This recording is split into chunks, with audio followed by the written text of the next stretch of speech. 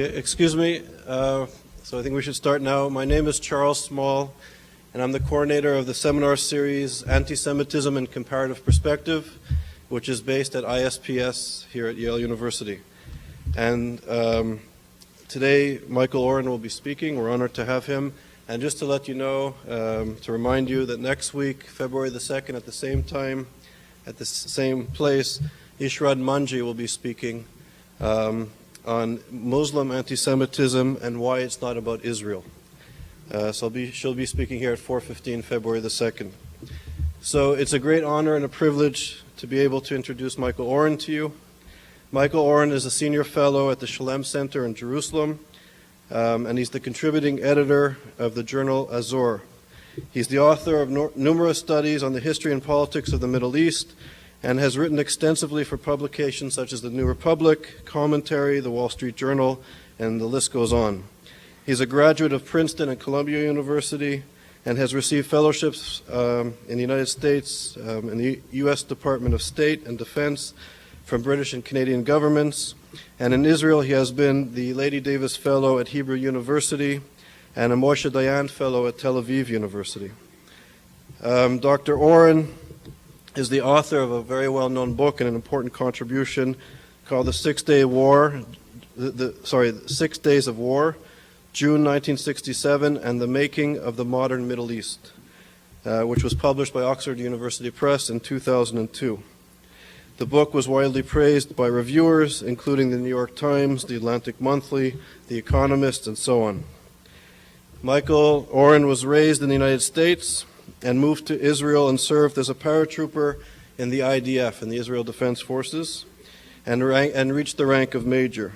He was a veteran of the Lebanon War and the Gulf War, in which he participated as a liaison officer with the U.S. Sixth Fleet.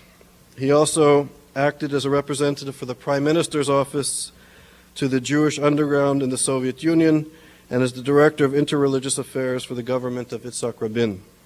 So the list goes on of his significant accomplishments. So it's a great honor to have him here.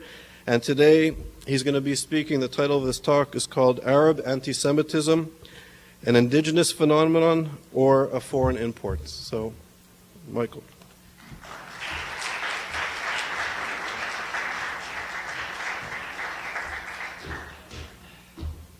Thank you, Charles, for that graceful and gracefully short introduction, because it did go on for a bit. My institute prepared it.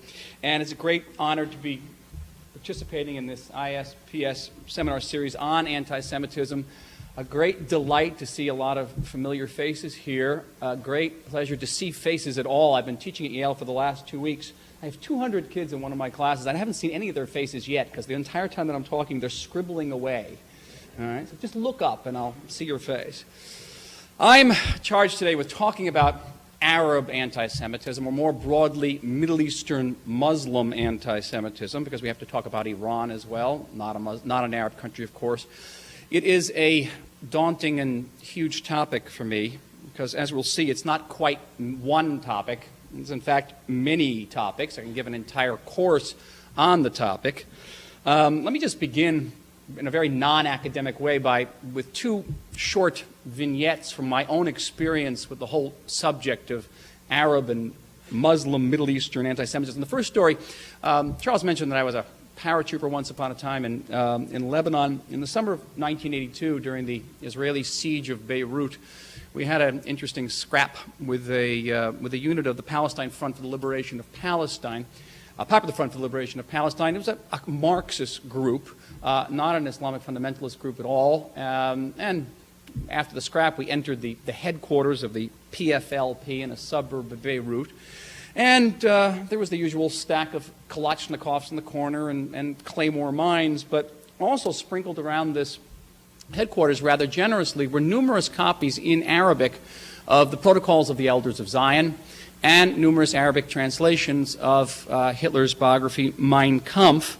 Most poignantly, plastered to the wall was a large swastika flag, and next to it a colored portrait of Adolf Hitler.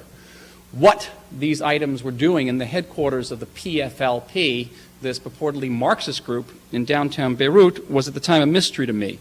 A few weeks later, literally a few weeks later, I had the privilege of studying Lebanon and Lebanese history and Palestinian history in graduate school.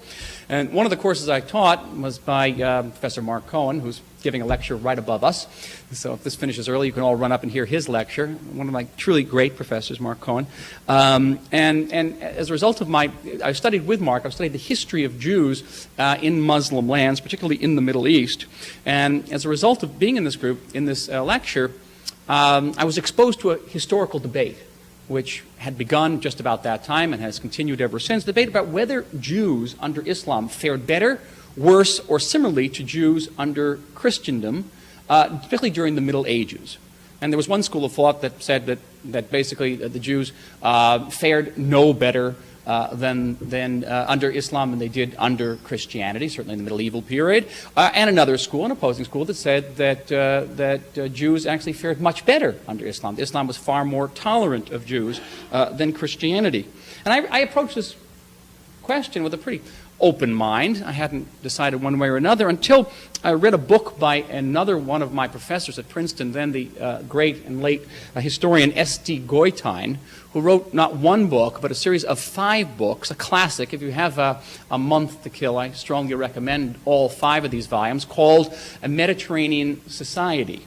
5 volumes that S.D. Goitein had pieced together literally in an archaeological way from hundreds of thousands of documents, pieces of documents, fragments from the Cairo Geniza at the Ibn Ezra synagogue in Cairo, where Jews had deposited slips of paper, even bus tickets, laundry cards, receipts that had the name of God in it, because in Judaism you cannot throw away a piece of paper that has the name of God on it.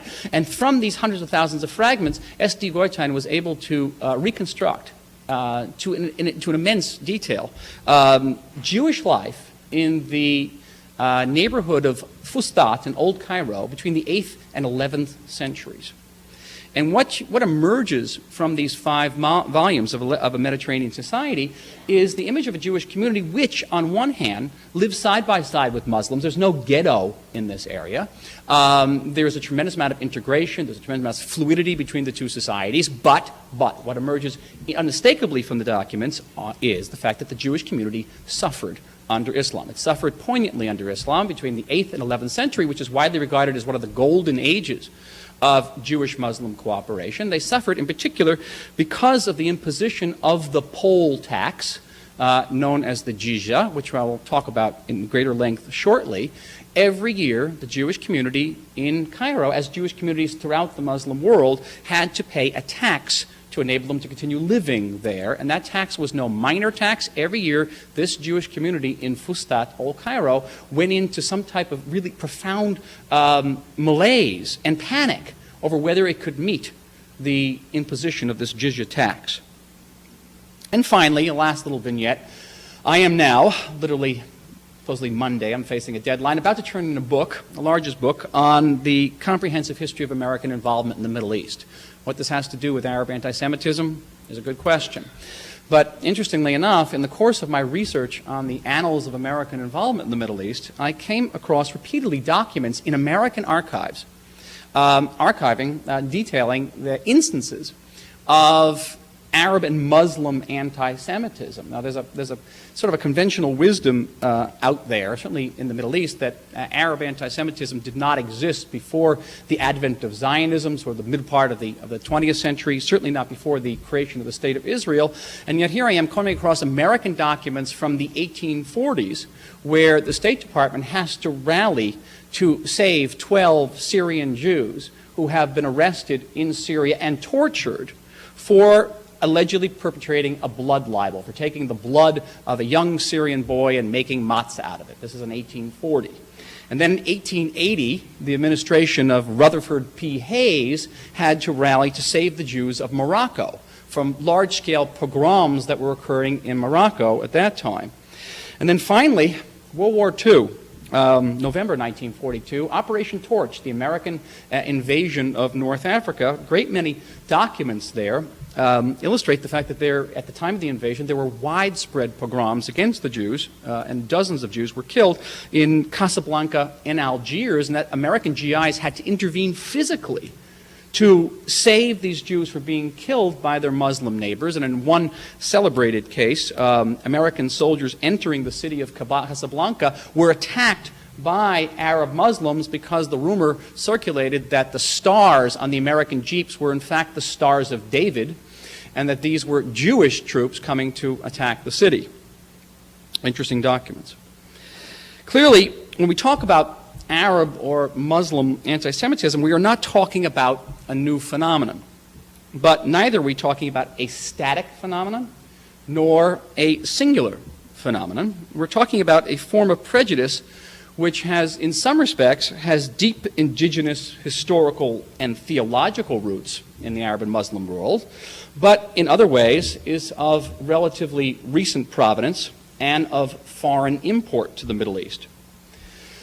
To gain any true appreciation of the nature and scope of Arab anti-Semitism, we first have to start with the basics. We have to start with Islam. What does Islam tell us about Jews and the relationship of Jews to the Muslim Ummah, or the Muslim greater community? Relationships between Islam and the Jews gets off on a bad foot with the career and life of the Prophet Muhammad. When Muhammad flees from Mecca in 622, he flees to a neighboring city of Medina, which is largely under the control of some large and influential rich Jewish tribes. Prior to this time, when Muhammad was thinking about making a new faith, he designed this faith to resemble Judaism, so much so that early Muslims were implored to, or exhorted to observe the Yom Kippur fast, to pray in the direction of Jerusalem. And Prophet Muhammad assumed that the Jews of Medina would embrace him as the new and last prophet. They did not. They rejected him. So Prophet Muhammad went to war against the Jews of Medina. He changed the direction of prayer to Mecca and Medina, and he changed the Yom Kippur fast to the Ramadan fast.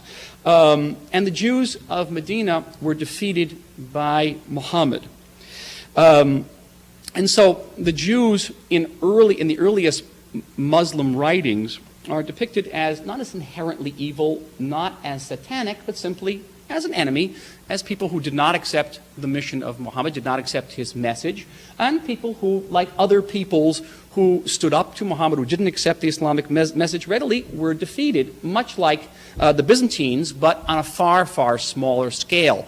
The Jews never threatened the Islamic empire the way the Byzantines did. The early Islamic sources record a covenant of Medina, which is sort of becomes the foundational or fundamental document setting out the legal relationship between Jews and Muslims. The Covenant of Medina says simply that the Jews are recognized as what is known in Arabic as Ahlu al-Kitab, people of the book.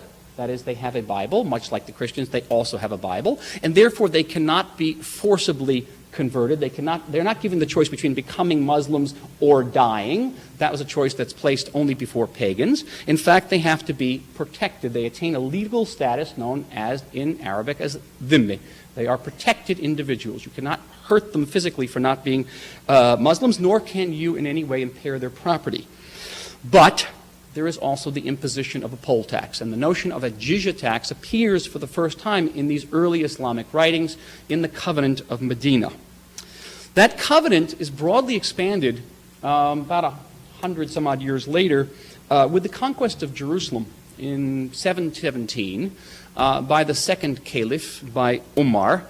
Prior to the time, the Jews had been largely excluded from the city by the Byzantines. Umar let them come back. He let the Christians remain. But he also established a series of what is known as sumptuary laws, which set out a legal status, a very well-defined legal status for Christians and Jews, for the dhimmis, for the people of the book, to ensure that they would remain in what is broadly called today a second-class citizenship status. What did this mean? Actually, how did this second-class citizenship find expression? Jews were not allowed to ride on animals, and Christians, by the way, were not allowed to ride on animals that would make them higher than Muslims. They were not allowed to build synagogues or churches that were higher than mosques. And there's a stricter interpretation of the Covenant of Umar, which says that they're not allowed to build new churches or synagogues at all. It's a restriction that was observed far more in the breach. Jews are not allowed to bear witness against Muslims in court. They are not allowed to proselytize, which was certainly not so much a problem for Jews, but certainly a problem for Christians. Proselytizing Muslims is a capital offense. You lose your head for it. You are not allowed to marry if you are a Jewish or a Christian man, you're not allowed to marry a Muslim woman and bring her into your religion. It's okay if you convert. And in some very strict interpretations of the Covenant of Umar, of the sumptuary laws, Jews and Christians have to also dress in a distinct way. They have to dress in a way. The notion of a yellow star, for example, was an Islamic invention, not an early medieval Christian invention. Sometimes it's not just a distinct dress, but also wearing items that make noise, such as a bell or a wooden clapper that announces to the Muslims that a dhimmi, that a legally inferior person is in their presence and that they should act accordingly. From early Islamic sources, there emerge two images of the Jew. The Quran relates to the Jews as untrustworthy. You're not allowed. It exhorts Muslims not to make friends of Jews. It advances the case that the Jews falsified the Bible. That the Bible that the Jews possess today is in fact a fraud, a distortion. The Talmud is a fraud of a fraud. And then in the Islamic legends or hadith, there are references to the Jews, some of which are not particularly complimentary, one of which has gained extreme, you hear often today, and that is that the Jews are descendants in some way of monkeys and pigs. And in its most extreme sense, there's a legend in the hadith, that says that at a certain time in future history that Muslims will be called upon to kill Jews, and that the Jews will take shelter behind trees and rocks, and at that time these very trees and rocks will call out to believing Muslims and say, "Listen, believing Muslim, there's a Jew hiding behind me, come and kill him." We're going to hear shortly in a film how both this notion of monkeys and pigs and trees and rocks that call out for Muslims to kill them, how they have gained increasing currency in the Arab and Muslim world today. But it's important to see these negative attitudes and sumptuary laws against Jews in historical context. Islam, in its formative period, certainly was much more concerned with countering the theological and military threat posed by Christendom than it was with the Jews. The Jews were a mere gadfly at most for medieval Muslims. They are not deicides, the Jews, Islam says, and that's an important distinction from Christendom for the simple reason that God is not a human being and God cannot be killed. Over the course of the centuries, Jews in Islam live within the context of this tension. They are perceived as threats, yes, but very, very minor threats. They are protected by law, sometimes more or less. Sometimes they are subjected to persecution, especially during periods of Islamic revivals. Whenever there's an Islamic purist movement that springs up in the medieval period, Jews are one of the victims of that movement. And yes, they are subjected to these sumptuary laws, which are severe, particularly in the matter of poll tax. On the other hand, Islamic history offers us almost no examples of mass expulsions of Jewish communities. There are no very large-scale massacres. There are no blood libels. Jews are not blamed for plagues. They are not blamed for other natural catastrophes. They're not blamed for war. All of these charges were made with alarming regularity against Jews living in Christian Europe during the medieval period. Islam, this is also important to point out, it did not, to the same degree as Christianity, depend on the vitiation and negation of Judaism. Now, classic paranoid, myth-ridden, racially based anti-Semitism enters the Muslim Middle East relatively late, in the 15th century, with the Ottoman conquest of Byzantine lands, and with the inclusion of large number of Christians within the Ottoman Empire. Over the next 300 years, anti-Semitic outbreaks in the Arab world can be traced, by and large, to the influence of Christian clergy and diplomats. I mentioned the Damascus blood libel of 1840. The Damascus blood libel of 1840 was started not by Muslims, though it occurred under Muslim rule, under Ottoman rule. It was spread by Capuchin monks with the aid of a French consul general.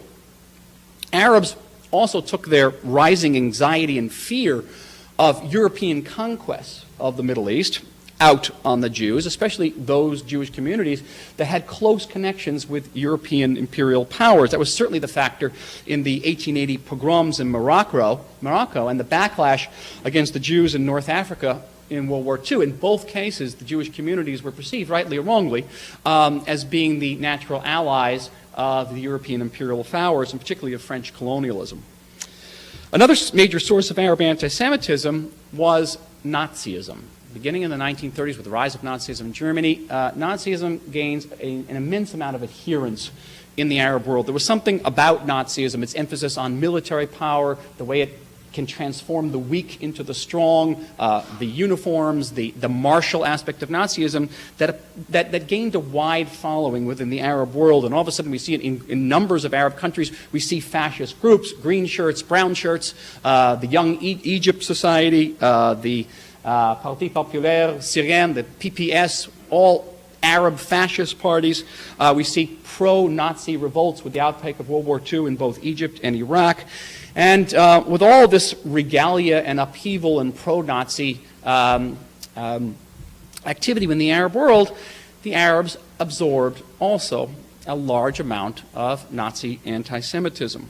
One of the perhaps starkest examples of the degree to which Nazi images of the Jews were internalized in the Arab world was in the broadcast made by the Palestinian Grand Mufti, by Haj Amin Husseini, who was exiled from Palestine by the British, ended up in Berlin as a major propagandist for the Nazi regime, and had a series of publications and broadcasts in which he simply he utilized all of the most notorious Nazi imagery of the Jews and spread it out to, and broadcast it, distributed to an Arab listenership and readership that was ready to receive these images and accepted them unquestionably.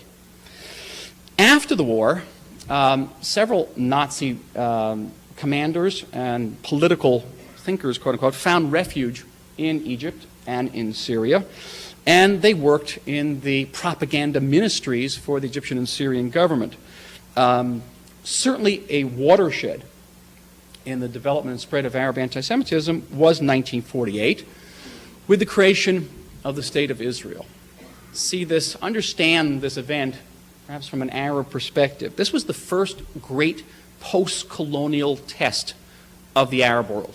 These are newly independent Arab regimes, and they failed this test egregiously. And the people who caused them to fail the test were not some major European power, but the remnant of a European people, the vast majority of whom had been marched off to crematoria only a few years ago. Here they were, these remnant, coming to the Middle East and defeating these newly sovereign Arab armies. It was an immense, unfathomable humiliation for these countries, and anti-Semitism provided a very convenient excuse for dealing with that humiliation. By the 1950s and the 1960s, we see the emergence of more readily recognizable European forms of anti-Semitism within the Arab world. The protocols of the Elders of Zion, the notorious Russian forgery that purports to show to be the minutes of a meeting of a Jewish cabal that is planning to take over the world. The first Arabic translation of the protocols, by the way, appeared in 1925, but it's only in the 1950s that the Egyptian government, the government of Gamal Abdel Nasser, begins to distribute it. The Saudi Arabian government begins to print it out and distribute it, along with copies of Mein Kampf, which becomes a very popular book indeed. The image of the Jews as money grubbers, as manipulators, as morally decrepit, as weak on one hand, but also domineering and dominating the world, become prevalent in the Arab world in the 1950s. A personal story. I did my doctoral dissertation on Egyptian policy in the 1950s. And I was very curious to follow a story of a young Egyptian reporter named Ibrahim Izzat. And he was a reporter for Egypt's most prestigious weekly. It's still in circulation, Rus al-Yusuf. In 1956, in the spring of 1956, Ibrahim Izzat showed up at the Israeli embassy in London and said, I want to do a story about Israel. And the Israelis were so excited about that. This leading Egyptian journalist from this prestigious Egyptian journal was coming to interview Israelis. It was extraordinary. So they rolled out the red carpet for him. They gave him an interview with Golda. They gave him an interview with Ben Gurion. They gave him an interview with Teddy Kollek. They brought him around to kibbutzim. They brought him around to the army. He came back to Egypt, and he wrote a series of articles for Rus al-Yusuf called in Arabic, Kuntu fi Yisrael, I was in Israel. And these articles are simply a collection of every anti-Semitic European motif you can find. The title state of Israel exists to launder money for world Jewry. It exists as a tool for world domination by this Jewish cabal. My favorite canard in this book was that kibbutzim are basically large houses of prostitution where Jews capture young Arab women and force them into prostitution. And this became a bestseller in the Arab world. This is in 1956. This is 50 years ago. As we move into the 1960s, you see the proliferation of cartoon imagery about Israel, which is taken directly from Nazi motifs, from Die Stürmer cartoons. It's interesting that Israelis almost invariably in Arab cartoons appear as long-nosed, ultra-Orthodox Jews. Certainly the ultra-Orthodox Jews is interesting because these are the very people who not necessarily pro-Zionist within Israel, but the notion of usually a big-bellied, hook-nosed, ultra-Orthodox Jew who is plotting to take over the world. These images begin to appear in Egyptian and Syrian cartoons of the 1960s. At the same time, after the 1967 war, actually even the height of the war, Arab regimes begin to spread the rumor that the Israelis could not have carried out this victory on their own because Jews are inherently weak, they're morally decrepit. They obviously had the assistance of the British and the Americans, and the rumor goes out that the British and the Americans actually flew the jets that destroyed the Egyptian Air Force on the ground. While doing research for my book on the Six-Day War, I had to interview a great number of people in the Arab world, in Egypt, Jordan, in the West Bank, in Syria. Just about to a man of the people I interviewed, they still believe that Israel did not fly those planes, that the Jews were physically, that they were almost genetically incapable of carrying out the military, the aviational victory of the Six-Day War. Over the course of the ensuing 30 years, anti-Semitism in the Arab world became a standard state-funded activity, what my former professor Bernard Lewis called anti-Semitism from the top down. This state-funded anti-Semitism found expression in an almost constant flow of anti-Semitic articles, cartoons in the state-run presses of Egypt, Syria, Saudi Arabia, and Libya. A long list of historical calamities were ascribed to the Jews by these articles, by these movies, including, and this is a short list, the outbreak of the Russo-Japanese War, the outbreak of World War I and World War II, the dropping of the atomic bombs on Japan, the toppling of the Ottoman Empire and of Tsarist Russia, the invention of chemical and biological weapons, and the triggering of the Great Depression. It's a short list. Starting in the 1990s, however, Arab anti-Semitism underwent not one, but several profound transformations.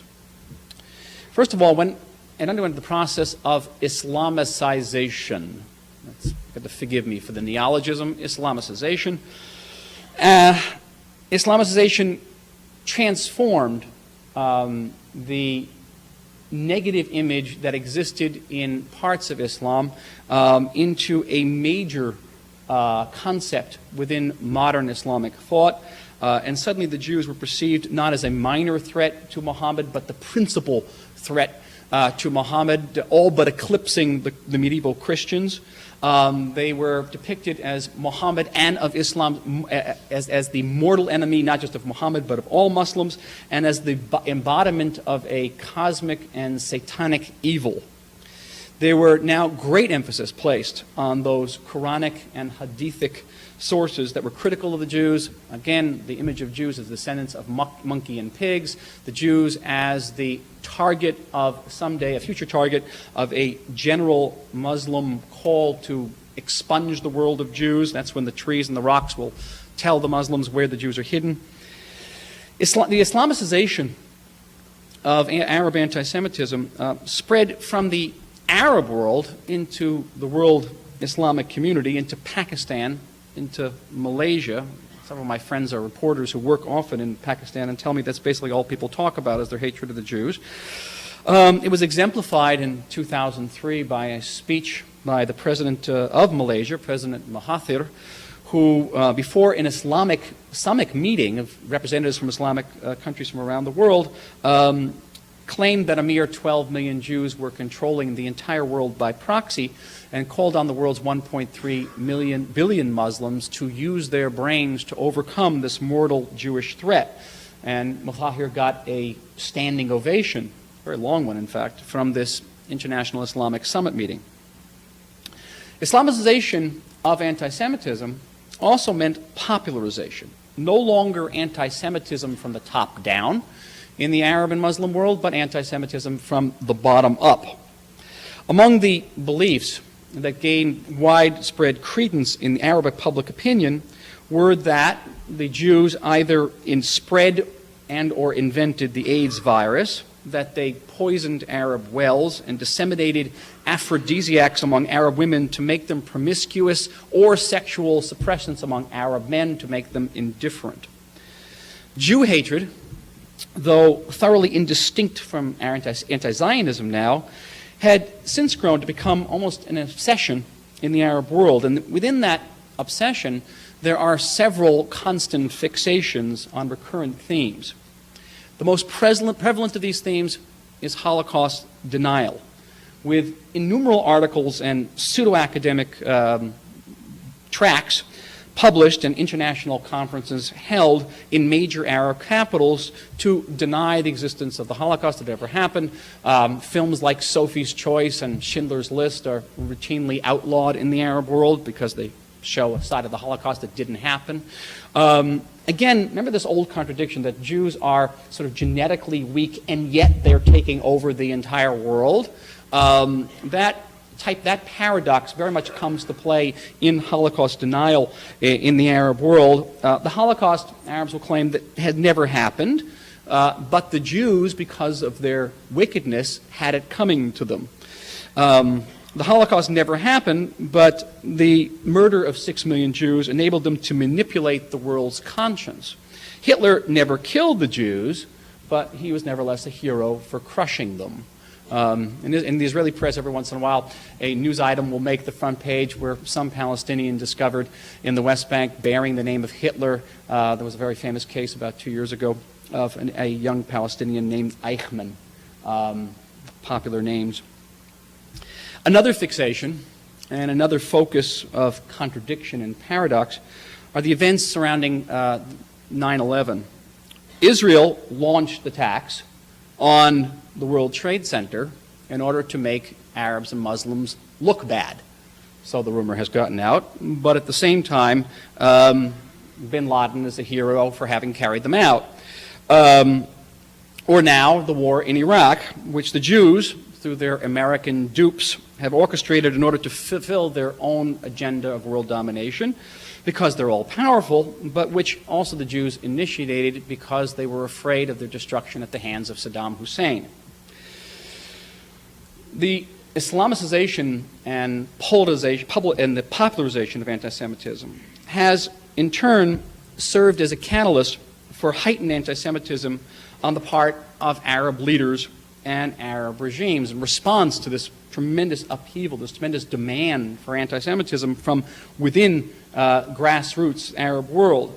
And so in recent years we have seen both the Syrian and the Saudi governments issuing allegations of blood libel. These are official allegations of blood libel. Syria actually published a book on the blood libel, on the history of the blood libel.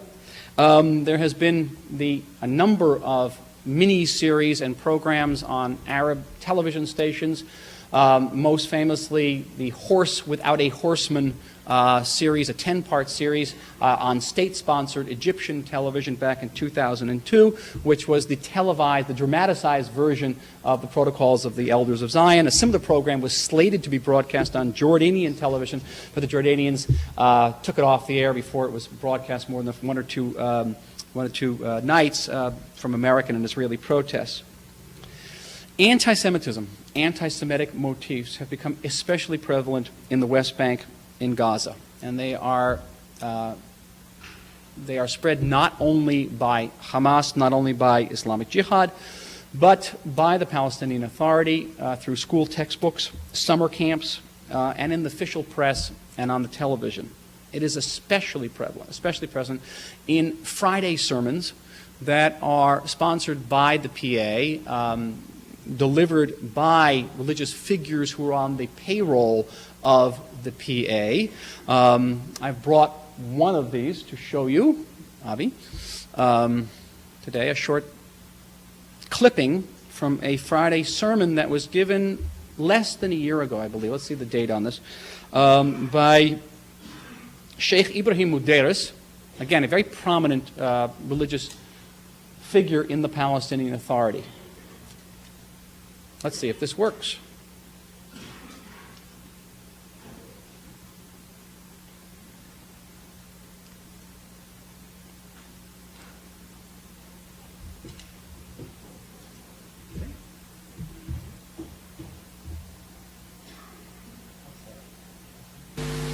فقد ابتلانا بأشد الناس عداوة للذين آمنوا اليهود ولتجدن أشد الناس عداوة للذين آمنوا اليهود والذين أشركوا وأشهد أن لا إله إلا الله حذر نبيه وحبيبه صلى الله عليه وسلم من اليهود الذين قتلوا أنبياءهم وحرفوا توراتهم وفسدوا وأفسدوا على مدار عصور حياتهم. وبقيام دولة إسرائيل ضاعت الأمة الإسلامية بأسرها، لأن إسرائيل سرطان استشرى في جسد الأمة الإسلامية، لأن اليهود فيروس يشبه الإيدز يعاني منه كل العالم على هذه الأرض.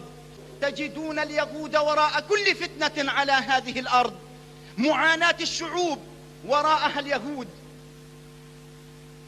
اسألوا بريطانيا ماذا فعلت باليهود في أوائل القرن السادس الميلادي؟ ماذا فعلوا باليهود؟ طردوهم وعذبوهم وأجلوهم ومنعوهم من دخولها أكثر من 300 عام متتالية من صنيع اليهود في بريطانيا. اسألوا فرنسا ماذا فعلت باليهود يوم عذبوهم وطردوهم وحرقوا تلمودهم للفتن التي أرادوا أن يشعلوها في فرنسا في عهد لويس ال19. اسألوا البرتغال ماذا فعلت باليهود. اسألوا روسيا القيصرية التي استضافت اليهود فتآمروا على قتل قيصر فصنع فيهم المذابح المتتالية. ولا تسألوا ألمانيا ماذا فعلت باليهود، لأن اليهود هم الذين استفزوا النازية لمحاربة العالم كله. يوم حرك اليهود عن طريق الحركة الصهيونية حركوا الدول لمحاربة ألمانيا اقتصاديا ومقاطعة البضائع الألمانية. يوم حركوا روسيا وبريطانيا وفرنسا وإيطاليا، فاشتد غضب الألمان على اليهود خاصة. فكان ما كان في مثل هذه الأيام التي يحيون ذكراها اليهود اليوم، وها هم يقومون بما هو أسوأ مما فعل بهم في الحرب النازية. نعم، ربما قتل منهم من قتل وربما حرق منهم من حرق، ولكنهم يكبرون هذه الصورة ليكسبوا إعلام العالم ومشاعر العالم. اليهود فعل بهم ما فعل في أسوأ جرائم عرفها التاريخ، ولكن ليست أسوأ مما يفعله اليهود بأهل فلسطين. إجراما ما فعل باليهود، ولكن الذي يفعله اليهود اليوم على أرض فلسطين أليس إجراما؟ انظروا إلى التاريخ الحديث. أين ذهبت بريطانيا العظمى؟ أين ذهبت روسيا القيصرية؟ أين ذهبت فرنسا التي كادت أن تحكم العالم؟ أين ذهبت ألمانيا النازية التي ذبحت الملايين وحكمت الأرض؟ أين ذهبت كل هذه القوى؟ الذي أذهبها سيذهب أمريكا بإذن الله تعالى. الذي أذهب روسيا في يوم وليلة هو القادر على أن يذهب أمريكا ويسقطها بإذن الله تعالى. لقد حكمنا الدنيا، وسيأتي يوم والله نحكم فيه كل الدنيا. سيأتي يوم نحكم فيه أمريكا، سيأتي يوم نحكم فيه بريطانيا، ونحكم فيه كل العالم إلا اليهود. اليهود لن يعيشوا في ظل حكمنا هانئين مستقرين، لأنه في طبيعتهم الغدر سيكون على مدار التاريخ. سيأتي يوم يرتاح من اليهود كل شيء، حتى الحجر والشجر الذي تأذى منهم. اسمعوا حبيبكم صلى الله عليه وسلم وهو يحدثكم عن أسوأ نهاية لليهود. الحجر والشجر يريد أن ينهي المسلم على كل يهودي.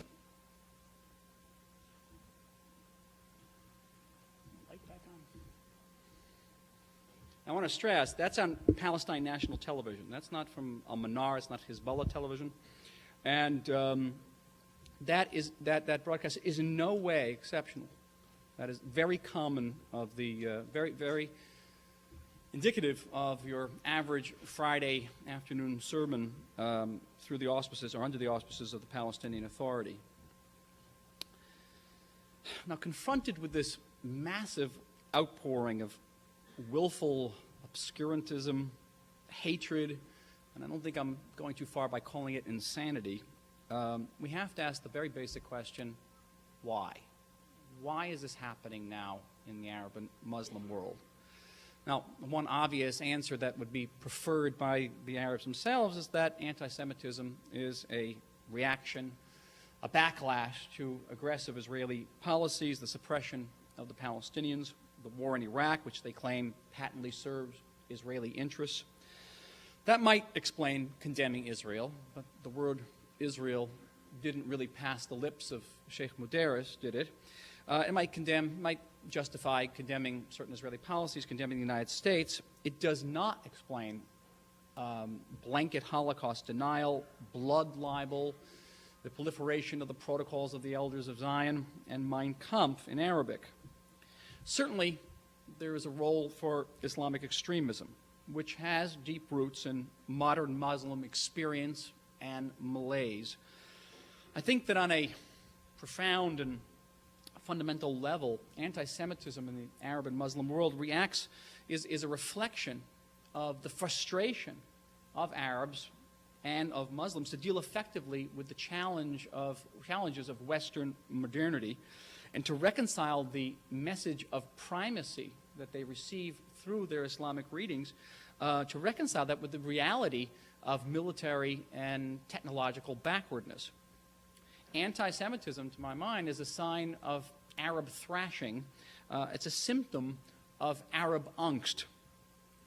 It is also a reflection of the success of the region's first Islamic revolutionary regime in Iran, which has long embraced anti-Semitism as its official policy, and which serves as a model for Islamic movements everywhere. Though it is a Shiite government, it also inspires Sunni movements that maybe they too can achieve power.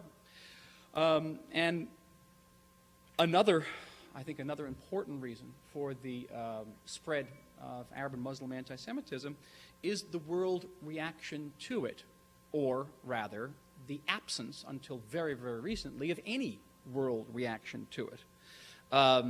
the West, much less the United States, has never responded forcibly to expressions of anti-Semitism in the Arab media. There was no strong American rebuttal, for example, when Arafat repeatedly and publicly claimed that Israel was distributing depleted uranium pellets through the Palestinian Authority in order to sterilize Arab men. Absolutely no reaction whatsoever. There was no strong American or Western reaction when the Saudi king lectured the U.S. government on Jewish ritual slaughter. There was hardly any protest over the fact that Palestinian President Mahmoud Abbas, up to yesterday, the Palestinian president, we don't know yet, had written his doctoral dissertation on Holocaust denial, or denying the Holocaust. Only now, with the recent proclamations of the Iranian president, Ahmadinejad, denying the Holocaust. Again, this is not a new theme in Iranian propaganda at all. It's been around since 1979, but he is coming out and saying it. His willingness to sponsor research denying the Holocaust, an international conference he's now to convene denying the Holocaust, and calling publicly for Israel to be wiped off the map. Only now is there some type of backlash for the West, and clearly now that backlash and tied into Iran's program of nuclearization and the potential threat which Iran will pose to Europe and the West, not because Iran is anti-Semitic.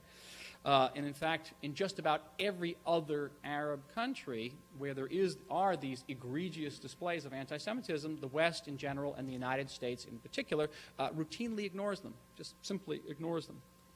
My feeling is that to continue ignoring this type of anti-Semitism will pose an increasing threat, not only to Israel and to the Jewish people, but to the West as a whole, for some of the same defamation that is aimed at Israel and aimed at Jews is also launched at the United States. And I call your attention to an interesting article by one of my colleagues at the Shalem Center, Yossi Chaim Levi, who has written a very compelling article on America as the new Jew in Arab anti-Semitism. And some of the same charges that are leveled at Jews are applied to Americans now in Arab propaganda. Today, literally today, in the wake of Hamas's landslide victory in the Palestinian elections, and Hamas is an organization whose propaganda is far worse than Sheikh Mudris's, if you can imagine it, in the shadow of Iran's progress toward nuclearization, it's essential that all of us regard Muslim and Arab anti-Semitism not as a nuisance or a source of unpleasantness. It's far more than that. It's a symptom of madness, and it's one that threatens substantially the security and perhaps even the existence of Israel and the security of America, and I think of the world as a whole. It is not mere rhetoric. Questions? More time. Yes, please. Sure.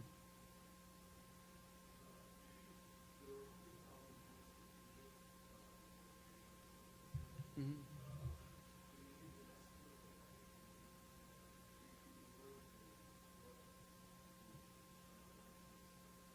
Can barely hear. There's an air conditioning on. You said there's 100,000 Jews in Egypt before the creation of the State of Israel.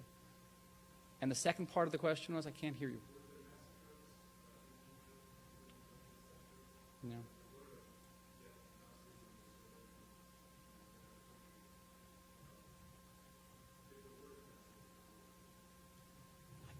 I'm sorry, I'm missing the end of your question every time. If there were no massacres, ... Yes.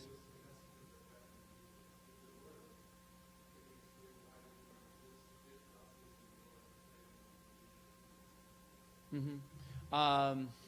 Good question. The expressions of Nazi-style anti-Semitism were much greater in Iraq with the Irani revolt in Iraq in 1941.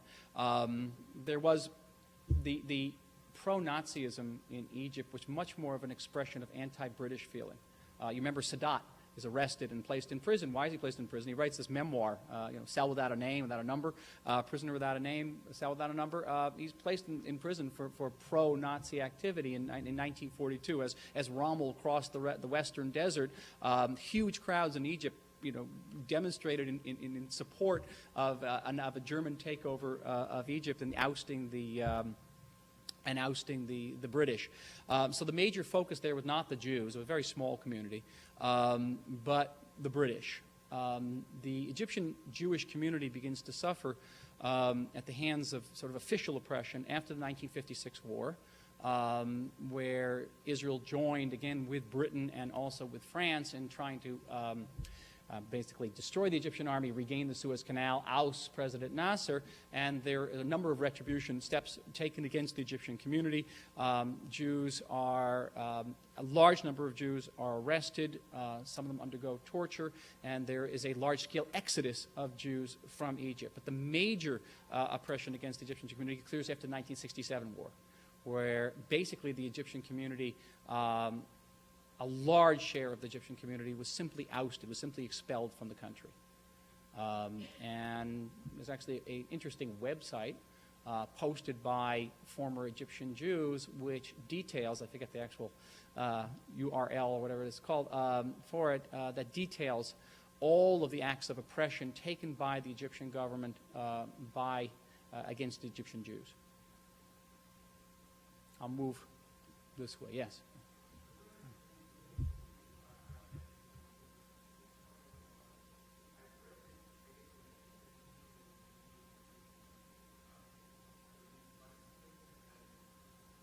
Faisal, right. They did.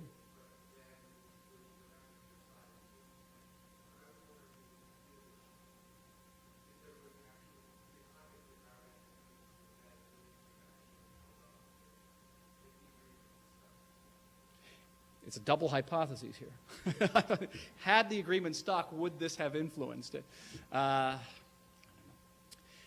Faisal, first of all, is maybe not so, it's a good illustration of all Arab thinking, but Faisal was an extraordinary individual. He had two famous meetings back in 1910 around the Versailles Conference. One was with Weizmann, another was with Felix Frankfurter, the American. In both these meetings, Weizmann pledged to work together with Zionism toward creating both an independent Arab state and an independent Jewish state in the Middle East. The interlocutors, the meetings, Weizmann and Frankfurter from the Zionist side, Faisal speaking for the Arabs, saw no contradiction between these two movements, that they would be mutually complementary, that the Jewish state would help modernize the Arab world, and it was a beautiful dream. But before the conference was over, Faisal was already denying that he'd ever made these statements, denying that he'd ever met with these individuals, and it didn't last very long. So there's not really much of a historical platform to base a speculative hypothesis on. Alas, we're there. To this day, in the Arab world, the Faisal, Weizmann, and Faisal Frankfurter correspondence are portrayed as forgeries, as Zionist forgeries in the Arab world. Make for interesting reading, though. Sir? Mm-hmm.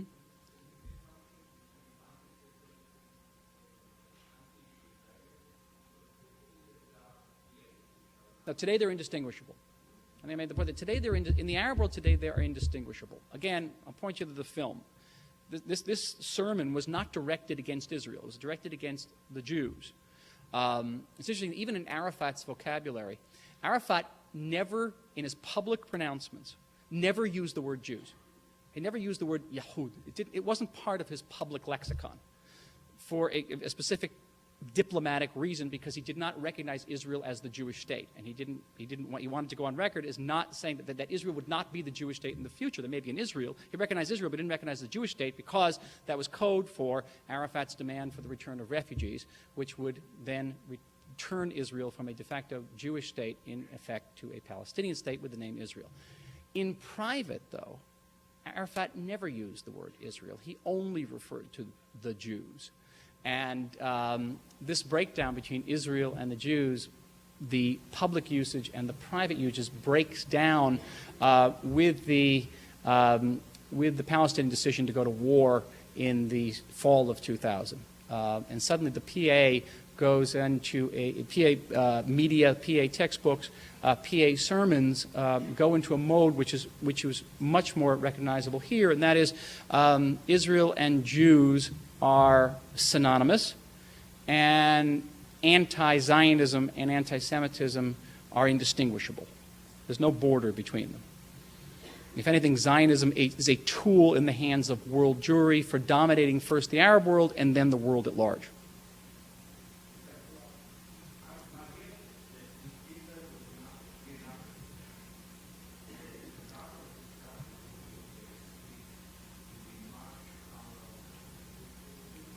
I know, you know something, my gut feeling is that no.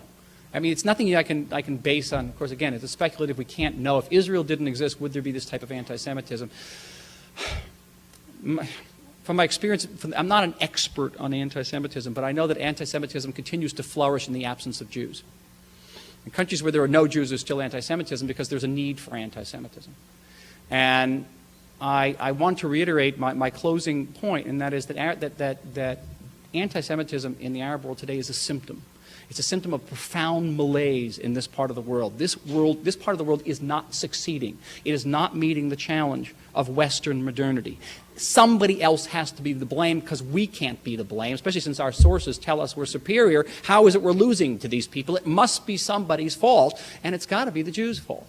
And even if Israel weren't around, it's just, again, pure speculation. My guess is that there would still be anti-Semitism, and it would still be aimed at this notion of a world Jewry which is impossibly weak and yet insurmountably strong in taking us over.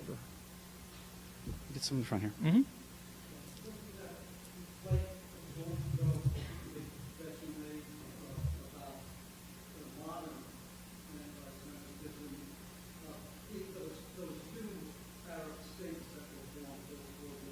Mm-hmm.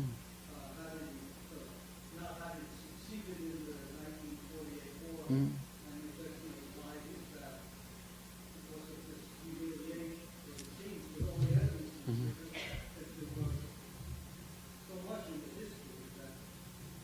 I think, first of all, to see it in context, I was giving you an historical continuum why anti-Semitism takes root in state-run propaganda organs of the late 1940s and 1950s. I think that Israel was and remains a reminder, a brutal reminder to the Arab world of what a modern state would look like, what a modern technological, militarily advanced and assertive state looks like. It's literally stuck in their craw. And that constant humiliation certainly exacerbates anti-Semitism. Don't get me wrong. I think your point is well taken. Definitely well taken. Sorry, go ahead.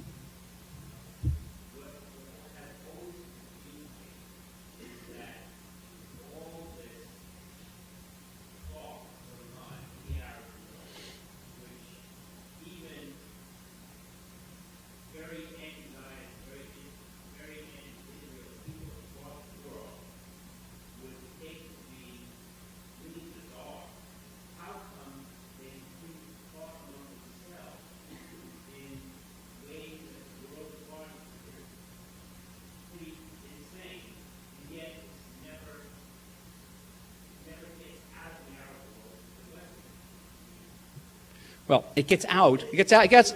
This film was provided by courtesy of the Memory Organization. Memory Organization simply disseminates, it records, translates all transmissions from the Arab world, or public transmissions from the Arab world. It's not a secret organization, Memory. So it's out there. The question is whether people choose to react to it or not. And they don't. Even the reaction of the world community to Ahmadinejad's proclamation that he wanted to wipe Israel off the map. The world reacted to it.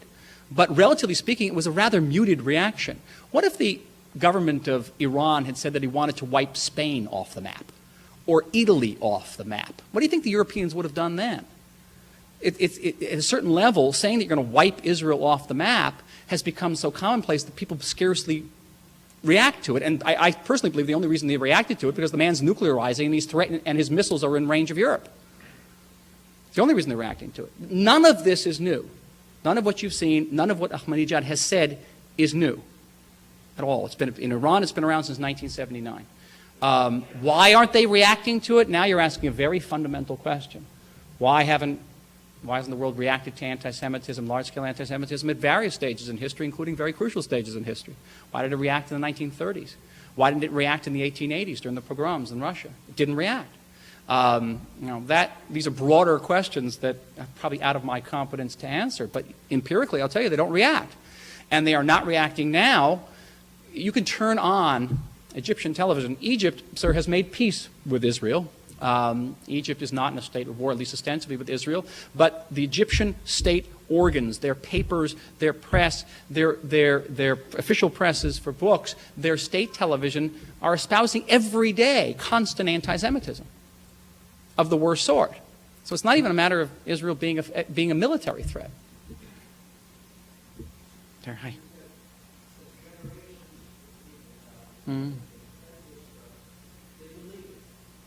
I believe it.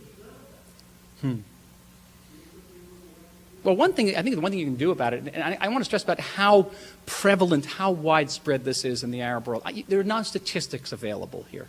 And I can only tell you from my own reading of Arabic sources, from my own interviewing around the Arab world, that I have at least personally not interviewed anybody who believed that, in the Arab world who believed that the Holocaust did happen. For example, Holocaust denial is so universal in the Arab world. There's almost no major Arab intellectual who's standing up and saying, hello, this happened. Or even saying that Holocaust denial is hurting us. There's almost nobody, there's no dialogue going in the Arab world about this.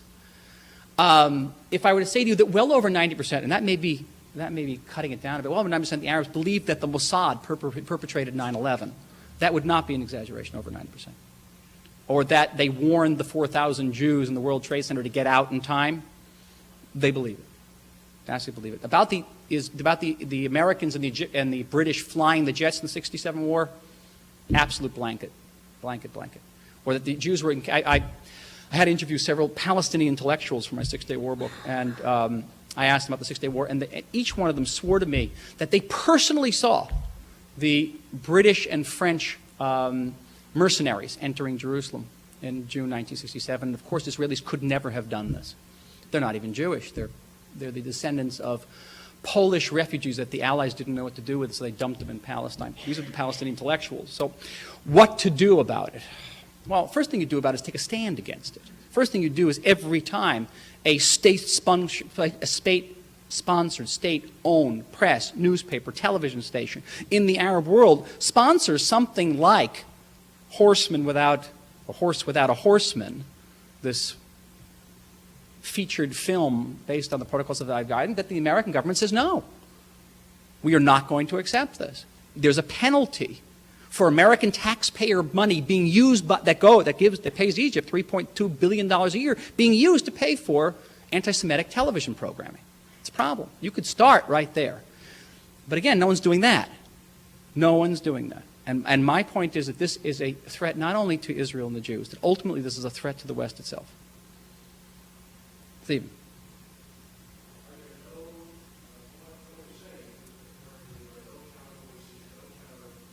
Almost none. Negligible.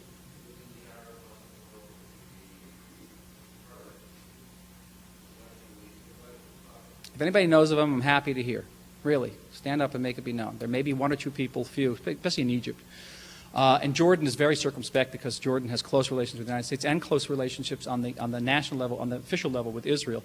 And so they're more cautious in Jordan, which also goes to prove that if a government has a strong interest in clamping down on anti-Semitism, it will clamp down on anti-Semitism. Imams in Jordan do not give sermons like this on Friday afternoon. No. And to me, it's the most dismaying aspect of the whole thing. It's one thing that, okay, you have anti-Semitism like this, but where are the righteous Arabs here? Where are the righteous Arabs? And it's a problem that existed, again, in my historical reading. In World War II, when the Nazis conquered France, June 1941, and later they conquered part of Tunisia, the Nazis in Tunisia and the Vichy French in Algeria and Morocco instituted a whole set of anti-Jewish laws. They made Jews wear the yellow star. In certain cases, they began to deport them to work camps. And probably, had the Allies not intervened in North Africa, the fate of North African Jewry would have been similar to that of Greek Jewry. But during this period, there is really, with the exception of maybe one exception, there are no righteous Arabs. There are no Muslims who are standing up and defending the Jews. And I'll call your attention to a recent article in Commentary magazine by Rob Satloff of the Washington Institute, where he asked the question, were there any righteous Arabs in North Africa? And he spent a long time in North Africa looking for righteous Arabs and he didn't find any. Now that's dispiriting. And it begs the question, even in Europe, even in Nazi Germany, there were righteous Gentiles. Where are the righteous Arabs?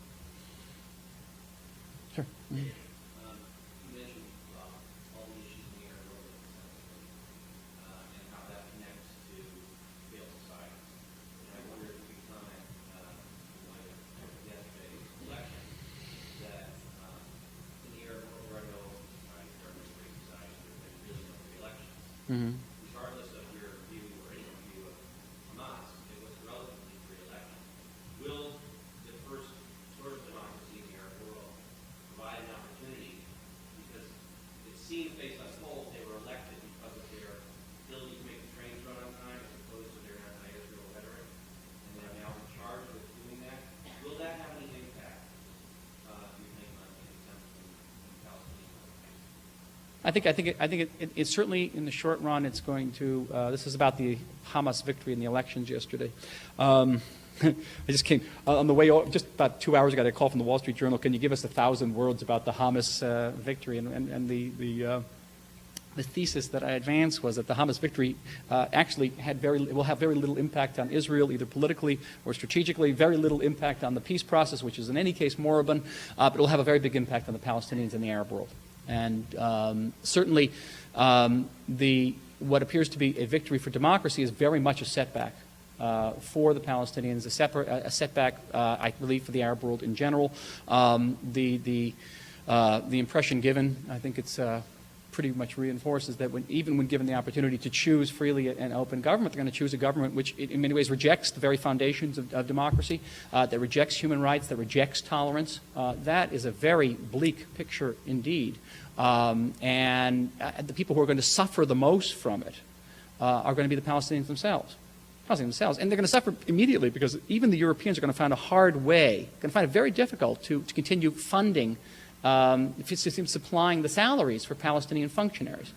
And that those funds are conditioned on a Palestinian government that accepts, at least in principle, the notion of living side by side with Israel. And it's hard to construe that now. And so the suffering will be immediate, and it will be profound and unassailable. What is going to be the Palestinian reaction to that suffering down the line?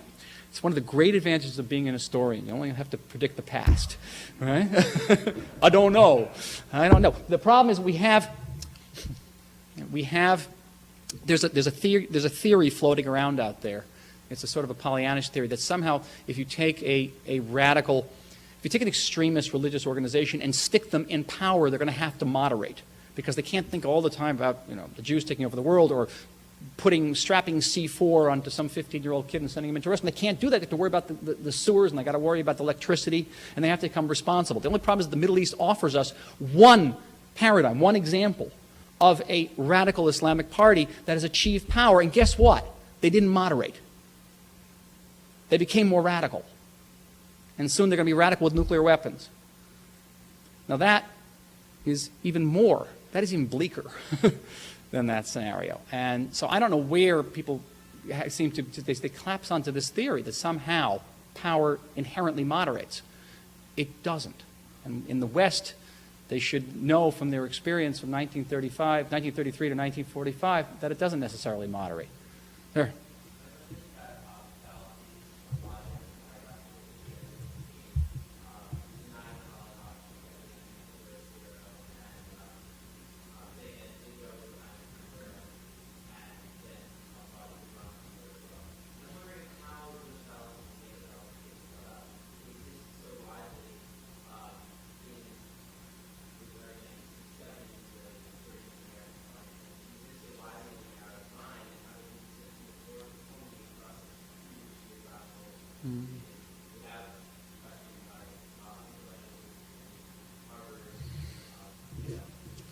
And other fine institutions of the East Coast.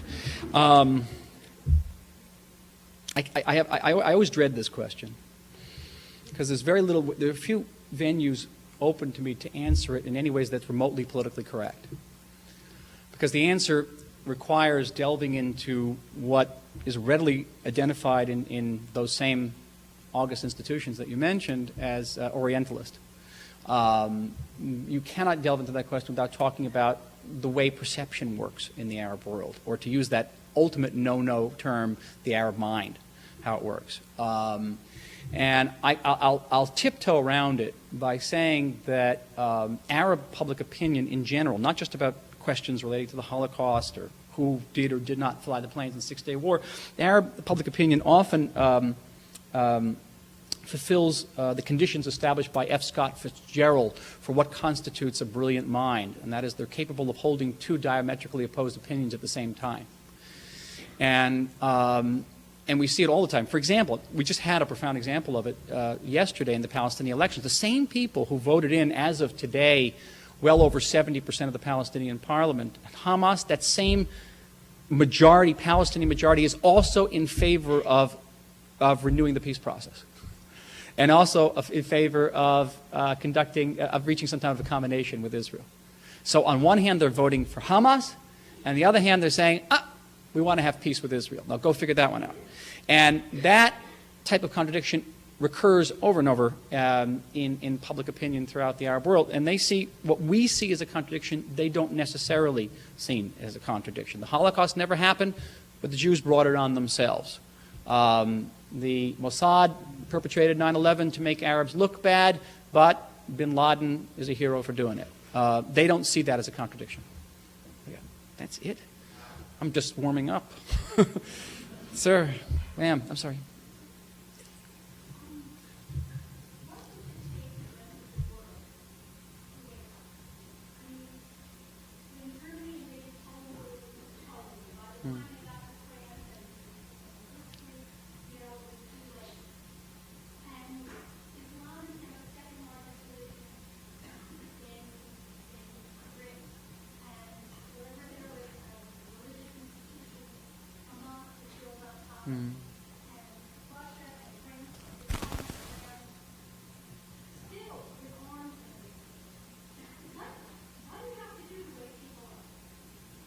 Well, there's the old theory of the Jew serving as the canary in the cave for humanity. You know that example.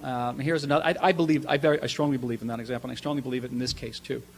That what's going to take them to wake up? Nothing short of catastrophe, unfortunately. What you can do to try to avert catastrophe, there's a lot you can do. I do think there's a lot you can do. Whether you're a member of a community, whether a synagogue community, a church community, a university community, there are proactive steps that you can take that can work to enlighten and to educate. I'm close with a group of people in Israel who embarked on a pilgrimage with Muslim leaders to Auschwitz. And it was fraught with controversy from all sides, but it came off. They did it. And an Islamic official who visits Auschwitz cannot come back and say he denies it. There it is. He's seen Auschwitz. You can also work on the policy level to ensure that the United States government does respond forcibly and convincingly to displays of state-run anti-Semitism. They can't respond to spontaneous anti-Semitism. That's very more difficult, but certainly state-run. And there's no end of it.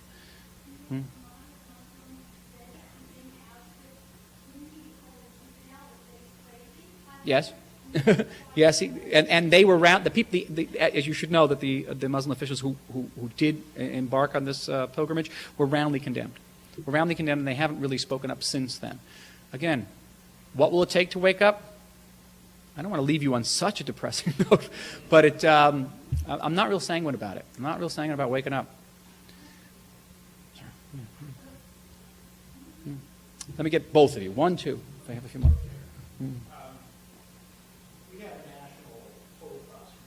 Right.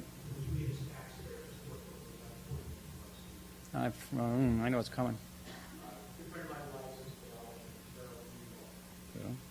Who?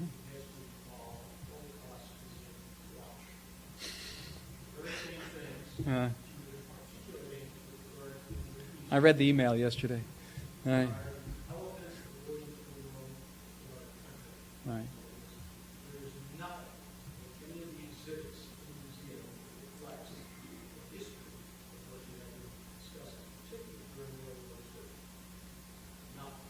There's no mention of the Mufti in the entire. I was at the Holocaust once many years ago. Yeah.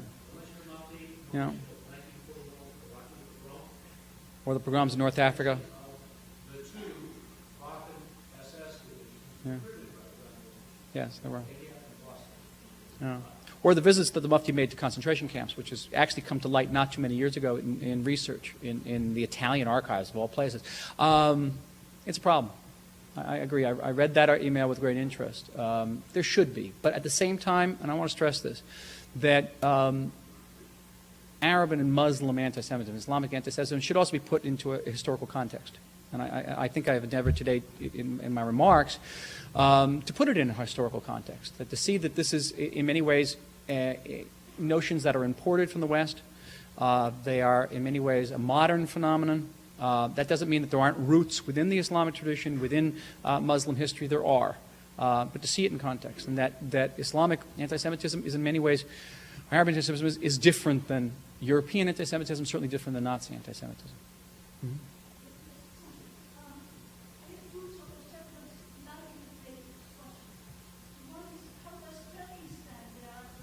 Yeah, good question.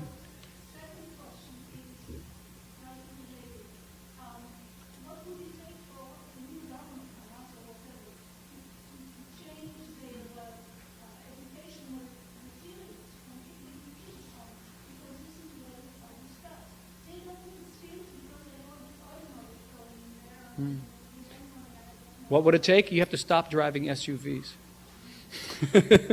That's for starters. Let me tell you about. I don't think there's not a lot you can do about Hamas because my guess is this is also a rather dismal thought that even if America cuts off its supply of money to the PA, and even if the Europeans cut off their funding of the PA under Hamas will get funding from elsewhere, and that is from the Gulf, and there won't be any shortage of it.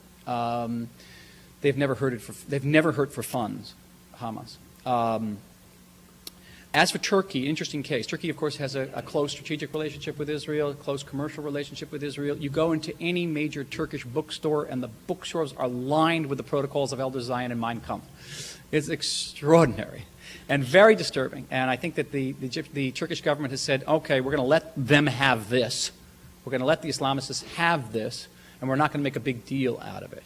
But you know that road of letting them have this, you know where that leads eventually. And it's not a good idea. And I think that to the degree that attention should be called also to the fact that Turkey enables hate crimes, what would be called a hate crime in this country, to be perpetrated on a daily basis in the streets is a problem for the United States.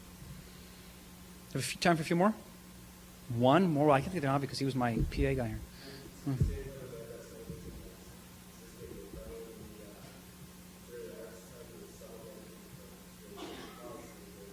That's an excellent question. Have Israeli Arabs? No, Israeli Arabs do not evince the same degree. Probably very quietly, the Islamic movement in Israel does, because they're reading the same thing that everyone else is reading, and they're watching this TV. This TV is not blocked by Israel. But Israeli Arabs, without being filed Judaic, they don't engage in the same degree of anti-Semitism. They do not. You don't, and even on a personal level, it's not there. Interesting question. Thanks. Thank you. No.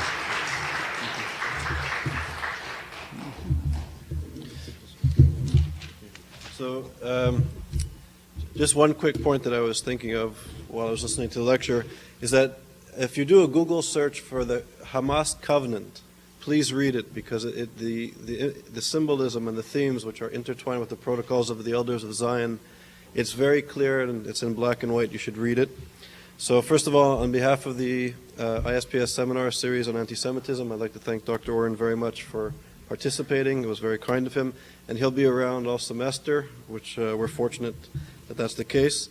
And just to remind you, next week, Ishrad Manji is speaking here in this room at 4:15, which promises to be interesting as well. So thank you very much, Michael.